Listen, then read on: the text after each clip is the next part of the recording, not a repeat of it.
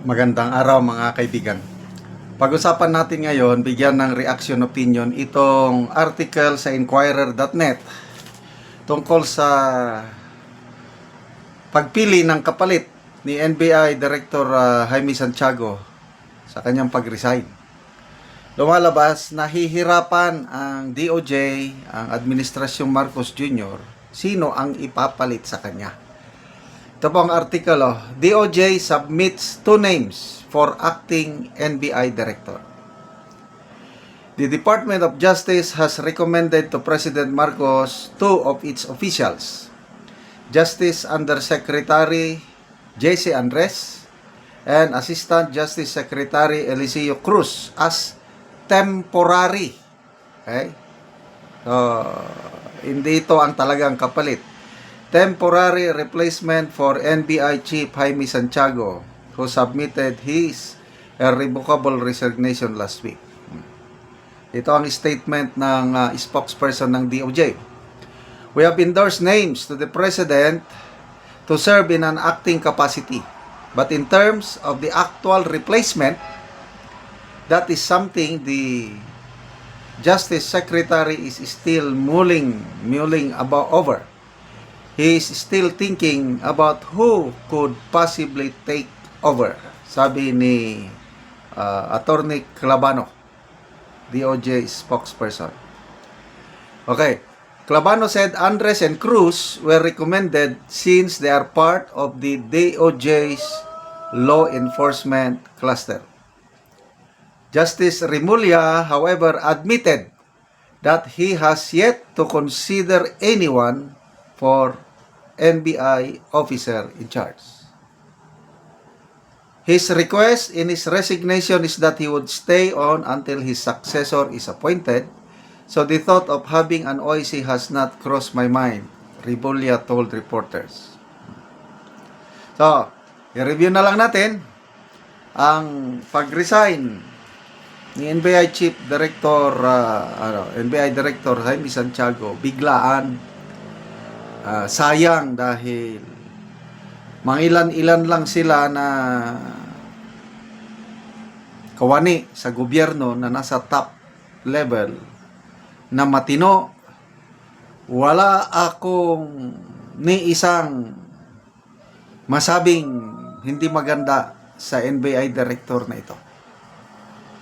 Kung sino pa yung matino, siya pa ngayon umalis. Kasi nga, marami palang nag-aambisyon sa kanyang posisyon. Nagsimula ang paninira kay Director Santiago nung after yung May 12 election, pinasubmit lahat ng mga appointed officials ng courtesy resignation. So, kasama si Director Santiago nag-submit. Yun na. Nagsimula na ang paninira kay Director Santiago sa mga taong may interes sa kanyang posisyon. So, sabi ni Director Santiago, ang mga kasinungalingan na palagi na lang paulit-ulit, later on, nagiging katotohanan. Kaya ayaw niyang masira ang kanyang reputasyon na naipundar sa matagal na panahon. High school pa lang ata ako noon nung SPO for Jaime Santiago, yung binaril niya yung hostage taker na tamaan talaga sa ang galing. So, naririnig ko na yan, Jaime Santiago. Later on, yan, nagsumikap, kapag-aral, naging prosecutor, naging judge, hanggang naitalaga na NBI Director. Napakagandang pagpili. Yung pag-appoint kay Director Santiago sa NBI, talagang 100% suportado ng taong bayan.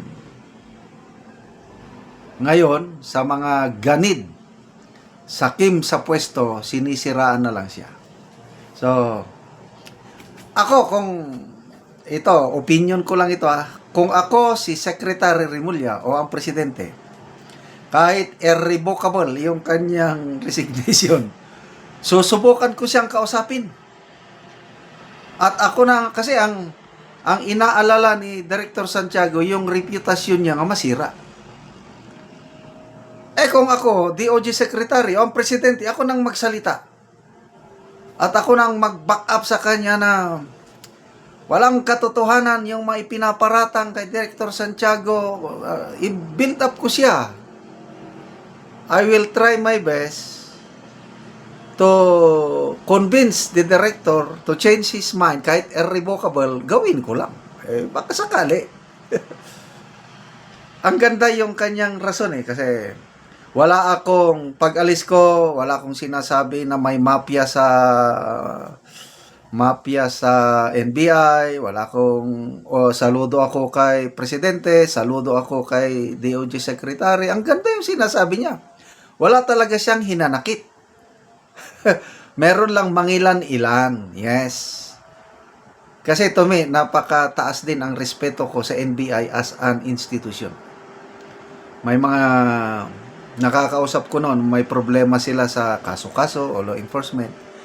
Wala silang tiwala sa pulis. Gusto nila NBI ang mag-handle sa kanilang Ganon kataas ang credibility ng NBI nga aking nasagap. Kaya ngayon nga nagkaroon tayo ng matinong NBI director, sana manatili. I don't know kung ginawa ba nila ng ganong paraan na kausapin si Director Santiago. But to me, kung ako ang nasa poder, ako ang DOJ Secretary o kung Presidente, kausapin ko siya. Baka sakali. But, kung hindi na mapigilan, edi let's just pray na makahanap sila ng kasing tino, kasing matapat ni Director Santiago. Bibihira na tayong makahanap ng ganyang Dami talagang mga ganid sa posisyon na yung posisyon lang inahabol. So sana marami pang katulad ni Director Santiago na hindi siya kapit toko sa posisyon. Willing to give up position para alam ko, sige, ganyan na. So, good luck po, Director Jaime Santiago. Saludo kami sa inyo. Sana God bless you more. Long life, good health. Enjoy your retirement.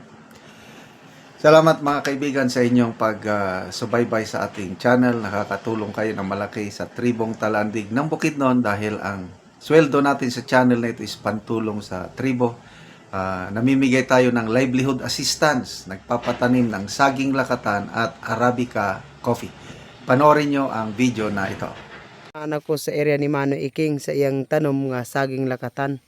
So akong gibisita og na ako'y nakita nga iyang saging nga namunga naman di ang iyang saging lakatan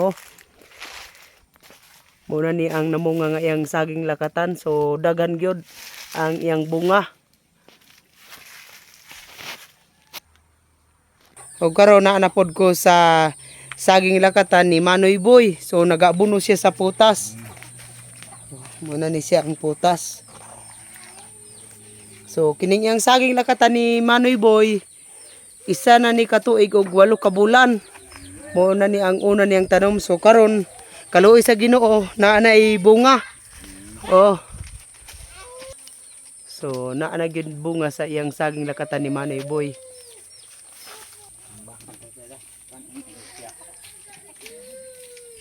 Kaluoy sa Ginoo namunga na gyud ang among mga tanom nga saging lakatan. So nalipay gyud mi. So muna sad ni ang hapit na pod mamunga nga saging lakatan ni Manoy Boy. So mga dagko na gyud. Kay kadtong una niyang tanom namunga naman karon. Ug karon gawa sa pagpananom ilang manoy sa unang tanom nila nga lakatan, so karon nananom pod sila og kape. So muna ni ang ilang kape nga isa pa ka bulan.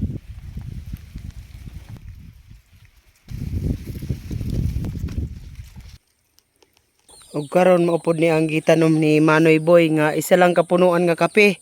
So wala pod ni niya ginaabunuan apan namunga. Makita nato nga dagan gyapon siya og bunga. Nagpasabot nga maayo gid ang kape dinhi sa amo agyod. Pat sa Ginoo. Sa nagsuporta sa among pagpananom. Na makahuas mi gansod. Salamat kay nang. Salamat sa